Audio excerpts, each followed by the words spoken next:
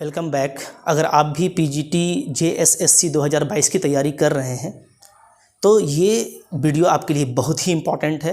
मैं इसमें 3 ऐसी बातें बताऊंगा जिसको अगर आपने अच्छे से समझ लिया तो डेफिनेटली आपके लिए ये काफ़ी बेनिफिशियल होगा और एग्ज़ाम क्लियर करने में आपको सपोर्ट करेगा, राइट। तो इस वीडियो को आप बगैर स्किप किए लास्ट तक देखिए। सबसे पहले मैं बताऊंगा वो बात कि 2017 में आखिर क्या हुआ था कि सीट्स ही नहीं भरे। क्या गलती की थी कैंडिडेट्स ने कि सीट ही खाली रह गया। नंबर 2, इस साल जो आप तैयारी कर रहे हैं 2022 के लिए, इसका पैटर्न क्या होना चाहिए, सही पैटर्न क्या है। और नंबर 3, जो मैं बैच पढ़ा रहा हूँ और जो मेरे सजेशंस हैं वो मैं उसको शामिल करूँगा, राइट। तो आप बगैर स्किप किए इसको लास्ट तक देखते जाइए। देखिए, सबसे पहले मैं पीजीटी 2017 की वैकेंसी को याद दिलाना चाहता हूँ। उसमें आप देखेंगे वो भी बड़ी वैकेंसी थी। हर सब्जेक्ट के लिए 140 + 140 यानी 280 सीट था हर सब्जेक्ट के लिए। लेकिन जब मैं बात करूं तो मैथ की बात करूं, क्वालिफाई कितनों ने किया तो मैथ में जस्ट 85 और फिजिक्स में जस्ट 50। मतलब कितने कम टीचर्स मिले आउट ऑफ 280, आप समझ सकते हैं। ठीक है, कितना घाटा हो गया झारखंड को। और उस वैकेंसी में प्रोसेस तो पूरा वही लगता है लेकिन टीचर्स नहीं मिले। कट ऑफ की बात करें तो जस्ट 50% कट ऑफ गया था। यानी जो टोटल मार्क्स थे 100%, उसमें 50% जिन्होंने किया उनका हो गया। फिजिक्स में तो जस्ट 50% ही था, यानी 150 क्वेश्चन, टोटल क्वेश्चन कितने थे 150, उसमें जिन्होंने भी 75 क्वेश्चन किया उनका हो गया। लेकिन मैथ्स में जनरल के लिए ये 59% तक गया था, करेक्ट। तो ये था हमारा 2017 का। इसी जस्ट सेम सिलेबस पे, इसी सिलेबस चूँकि जो 2022 का है वो क्या है, वो जस्ट एग्जैक्टली सेम है आपका 2017 का। तो इसी के सिलेबस पे 2022 का वैकेंसी आया है। और मैं आपको बताऊं कि इससे पहले जो एग्ज़ाम हुआ था 2012 में और एक एग्ज़ाम और 2017 में हुआ था, तो इन दोनों एग्ज़ाम में जो क्वेश्चंस पूछे गए थे वो स्ट्रिक्टली बेस्ड नहीं थे सिलेबस पे, तो उसको फॉलो करने की ज़रूरत नहीं है। जो क्वेश्चन भी सिंपल था उस टाइम, तो उस टाइम कंपटीशन भी बहुत टफ हुआ था। बट इसमें देखिए कंपटीशन हुआ ही नहीं, जस्ट जिन्होंने क्वालिफाई किया उनका हो गया, कंपटीशन हुआ ही नहीं। अब हम लोग अगर देखें 2022 की वैकेंसी, तो इसका सिलेबस एग्जैक्टली सेम है 17 की, ये तो आप लोगों ने देख ही लिया होगा। और ये भी है कि जो तैयारी आप करेंगे तो उसका स्ट्रक्चर आपको मालूम है, क्योंकि क्वेश्चन 2017 के जैसा ही आएगा। इसलिए कि 2017 का जो सिलेबस है वो स्ट्रिक्टली बेस्ड है। 2017 का सिलेबस जो है वो स्ट्रिक्टली बेस्ड था आपका उसके सिलेबस पे, राइट। तो गलती क्या कर दी थी स्टूडेंट्स ने, गलती ये कर दिया था 2017 में, जो मैं आइडेंटिफाई करता हूँ, जो मैं कर पाया वो ये कि सबसे पहले तो उनके कॉन्सेप्ट में कमी रही। उन्होंने कॉन्सेप्ट पढ़ा ही नहीं, इसलिए कि जो क्वेश्चंस थे, जब मैं आपको वो दिखाऊंगा तो आपको बड़ी ताज्जुब होगी कि कितना इजी कॉन्सेप्ट बेस्ड क्वेश्चन आया था। लेकिन 98% बच्चों ने कॉन्सेप्ट पढ़ा ही नहीं था जो एग्ज़ाम दिए थे। 98%, यानी क्या, यानी जिन्होंने कॉन्सेप्ट पढ़ा वो 98% बच्चे आज टीचर हैं। फिर उसके बाद जो सेकंड रीजन है वो है क्या, लैक ऑफ प्रैक्टिस, यानी उन्होंने प्रैक्टिस नहीं किया था। तो लेकिन ये भी जो है 2% ही हैं, इसलिए कि जिन्होंने भी प्रैक्टिस किया है उनका हो गया होगा, लेकिन 2% ऐसे प्रैक्टिस वाले थे जिनका नहीं हुआ। और उसमें जो एक थर्ड रीज़न है वो है क्या, I think there was not a good guide. हो सकता है कि उनके पास में कोई वहाँ पे अच्छा गाइड ना रहा हो, कोई अच्छा बताने वाला ना रहा हो। ये भी काफ़ी इंपॉर्टेंट होता है कि आपका मार्गदर्शक कैसा है, आपको लाइन बताने वाला कैसा है।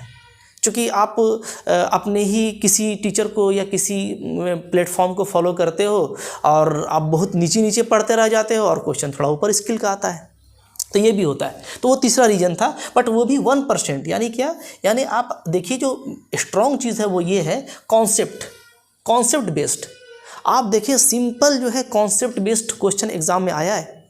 जो स्ट्रेटेजी प्लानिंग है 2022 के एग्ज़ाम के लिए बहुत सिंपल है, बिल्कुल हड़बड़ाना नहीं है, आराम से करना है। जितना टाइम मिलता है उसमें आराम से आप लगिए, 100% आपका हो जाएगा। नंबर 1 है कॉन्सेप्ट बिल्डिंग, यानी जो सिलेबस आपको दिया हुआ है ना, आपको याद रखना है स्ट्रेथ, आपको जाना है स्ट्रेथ 2 वर्ड सिलेबस। आप सिलेबस देखिए, ठीक है, जो भी बुक आप पढ़ रहे हैं सिलेबस देखिए, सिलेबस में जो कंटेंट है उसी को आपको पढ़ना है, उस कॉन्सेप्ट को आपको समझना है, अच्छे से समझना है। एक बेटर अंडरस्टैंडिंग लेनी है। ऐसा नहीं कि बस पढ़ लिया, जी नहीं, आपकी अंडरस्टैंडिंग उसमें अच्छी हो जानी चाहिए। वो कैसे पता चलेगा? तो फिर आप उससे रिलेटेड MCQs बनाइए, जो मल्टीपल चॉइस क्वेश्चंस होते हैं आप उसको सोल्व कीजिए। ये कहाँ से मिलेगा? तो ये आपको आपका गाइड देगा, जो बच्चे मुझसे पढ़ रहे हैं मैं उनको प्रोवाइड कराऊंगा। लास्ट ईयर के क्वेश्चंस बनाए। इस MCQs में ध्यान रखिएगा, इसमें जो है आपका 3 लेवल होता है, first level, second level, third level. पहला जो लेवल होता है वो स्ट्रिक्टली बेस्ड होता है आपका कॉन्सेप्ट पे आपका स्ट्रिक्टली बेस्ड होता है। और ये जो होता है कभी कभार क्या होता है, बहुत सिंपल होता है, मतलब सिर्फ डेफिनेशन और ऐसे क्वेश्चंस हैं, मैं आपको बता रहा हूँ। आप अगर लास्ट ईयर का क्वेश्चन देखेंगे मैथमेटिक्स में, तो जो हाइड्रोस्टेट डिनामिक्स से जो क्वेश्चन पूछा है, so simple. Moment of inertia के बारे में आपसे पूछ दिया है कि मोमेंट ऑफ इनर्शिया के बारे में बताइए। आप इलिप्स में चले जाइए तो इलिप्स का इसेंट्रिसिटी आपसे पूछा है। अब कितना सिंपल है बताइए। कोऑर्डिनेट ज्योमेट्री में आप देखिएगा तो टेंजेंट, जो एक जनरल टेंजेंट होता है कर्व पे, उसके लिए कंडीशन पूछ दिया है। इतना सिंपल क्वेश्चन भी पूछा है। आप अगर देखेंगे, मैं आपको दिखाऊंगा लास्ट ईयर का क्वेश्चन, कितना सिंपल क्वेश्चन था। अच्छा, इस कॉन्सेप्ट बेस्ड में कितना सिंपल क्वेश्चन आ सकता है, मैं आपको एक एग्जांपल करके दिखाता हूँ, ठीक है। देखिए, एक क्वेश्चन आया था, क्या आया था क्वेश्चन, देखिएगा मज़ा आ जाएगा। एक क्वेश्चन आपका आया था, find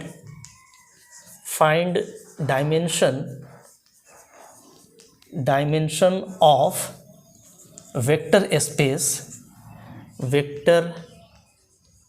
space of 2x2 real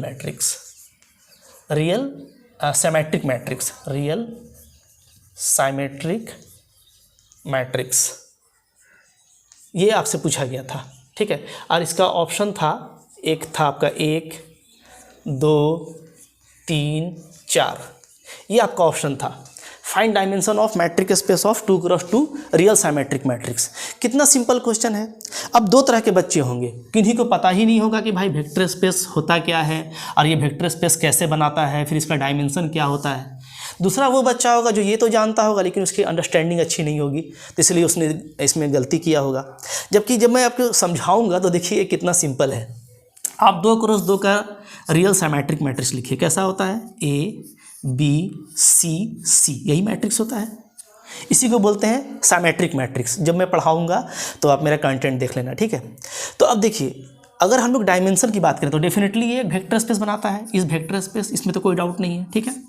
dimension क्या होता है? डायमेंशन होता है number of linearly independent element which span vector space. In short, number of elements in basis, मतलब कि जो डिस्टिंक्ट एलिमेंट हैं जो इसको स्पैन करते हैं वो कौन कौन है। तो देखिए यहाँ पे आप देखिएगा तो अलग कौन कौन है, A, B और C, यही तो है। क्योंकि यहाँ पे C वही है जो यहाँ पे भी है। तो जो अलग अलग एलिमेंट इस्तेमाल किया गया है वो है A, B, C। कितना एलिमेंट है? 3 एलिमेंट है।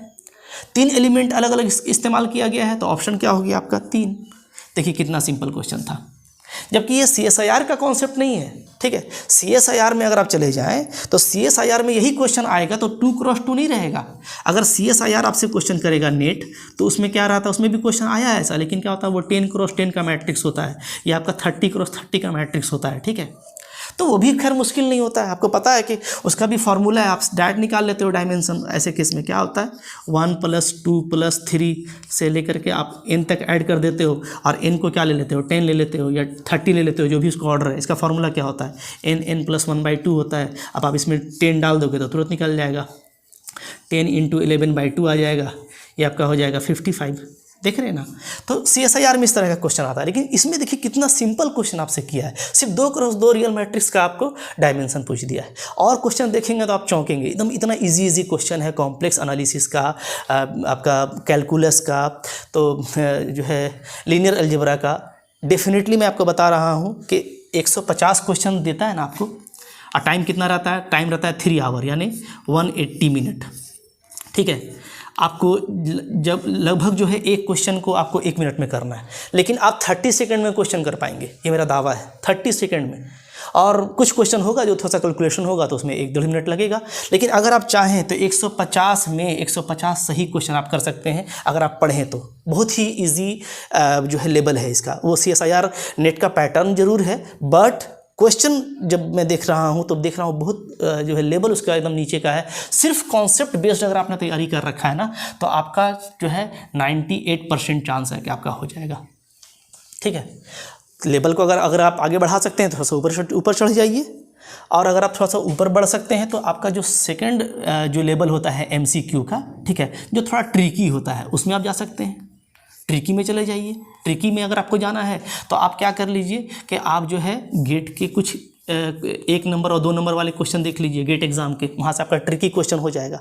राइट, थोड़ा आप अपने आप को और इम्प्रूव करना चाहते हैं तो इसमें जो आता है आपका मल्टीपल कॉन्सेप्ट बेस्ड जो होता है, मतलब कि जब भी एक क्वेश्चन आता है तो उसमें 2-3 और कॉन्सेप्ट भी रहता है, मल्टीपल कॉन्सेप्ट बेस्ड। ठीक है, जिसको हम लोग क्या बोलते हैं, जिसको हम लोग बोलते हैं हाई स्किल मैथमेटिक्स, जो आपको लगभग CSIR नेट में पूछा जाता है। तो इसकी आप तैयारी कर सकते हैं, लेकिन मैं आपको सजेस्ट करूँगा, जो मेरा तीसरा काम है सजेशन देना, तो इसकी ज़रूरत ही नहीं है। मैंने आपको क्या बताया, सिर्फ कॉन्सेप्ट बेस्ड MCQ कर लो, आपका 98% चांस हो जाएगा। ट्रिकी वाले क्वेश्चन गेट के कर लेते हो, अगर आपका कॉन्सेप्ट इतना अच्छा हो जाता है तो आप फिर फिर आपको CSIR देने का मन करेगा, गेट देने का मन करेगा, आपको जो है IIT से PhD करने का मन करेगा, बहुत कुछ करेगा आपको। ठीक है, पढ़ने का दिल लगाइए। राइट, और तीसरा मैंने जो बताया स्ट्रेटेजी, वो फॉलो ए गुड गाइड। आपका डेफिनेटली एक अच्छा गाइड होना चाहिए जो आप में पॉजिटिव एनर्जी भरता रहे और आपको सही रास्ते पे चलाए। ये नहीं कि वो बस 11th और 12th का आपको कंटेंट पढ़ाता रहे और जो एग्ज़ाम में आना है उससे आपको कुछ पता ही ना चले।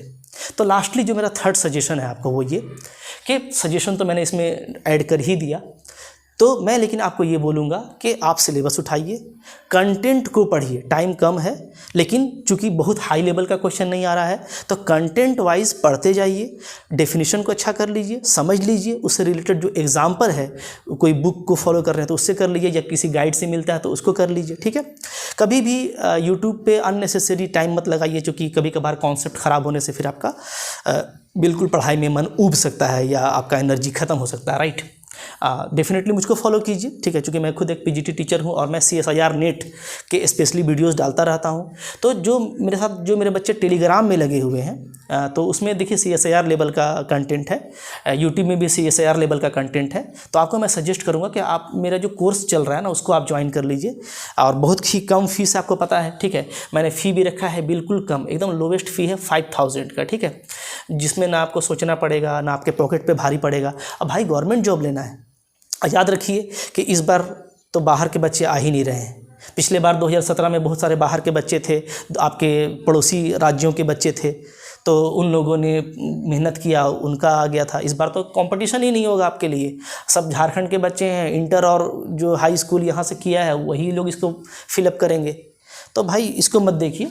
ठीक है, अच्छे टीचर को ज्वाइन कर लीजिए। ठीक है, नहीं कहता हूँ कि सिर्फ मुझे ही कीजिए। ठीक है, याद रखिए जो इस तरह की वैकेंसी है काफ़ी डिले आती है, तो बार बार रिस्क लेना अच्छा नहीं है। इसी बार आप मेहनत करें, इसी बार आप टीचर बन जाएं। तो डेफिनेटली आपको ये छोटा सा अच्छा लगा होगा नॉलेज, इसको अपने दोस्तों के साथ में शेयर कीजिए, क्योंकि बहुत जो है डिस्टर्ब हो जाते हैं हमारे जो दोस्त हैं। ठीक है, तो उनको एक सही ट्रैक मिलना चाहिए, तो इसको शेयर कीजिए। अच्छा लगा तो लाइक कीजिएगा, डेफिनेटली मेरे चैनल को सब्सक्राइब कीजिए। चैनल में अगर आप CSIR की तैयारी कर रहे हैं, नेट की तैयारी कर रहे हैं, तो चूँकि उसका भी फॉर्म भरा जा चुका है तो मैं उसके कंटेंट दे रहा हूँ। इस बार आपका CSIR नेट गेट भी हो जाएगा। तो मैं अब जो है लास्टली मैं ये कामना करता हूँ कि आपका अच्छे से तैयारी हो जाए और आप एक अच्छे टीचर बने। Okay, best of luck, thank you very much.